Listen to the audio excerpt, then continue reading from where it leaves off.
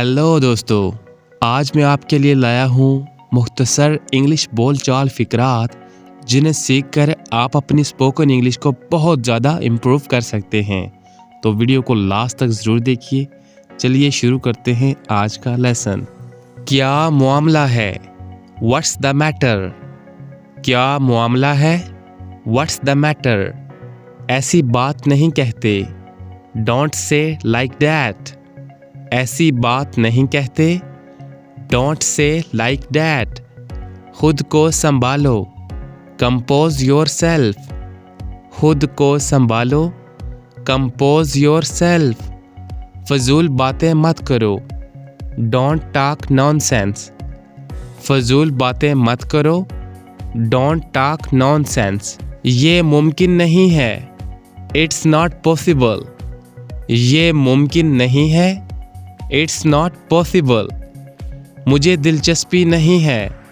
I am not interested. मुझे दिलचस्पी नहीं है। I am not interested. मुझे ये मत बताएं। Don't tell me that. मुझे ये मत बताएं। Don't tell me that. मेरे पास वक्त नहीं। I don't have time. मेरे पास वक्त नहीं। I don't have time. ताना देने की ज़रूरत नहीं। No need to taunt. ताना देने की ज़रूरत नहीं। No need to taunt. मुझे गुमराह मत करो। Don't mislead me. मुझे गुमराह मत करो। Don't mislead me.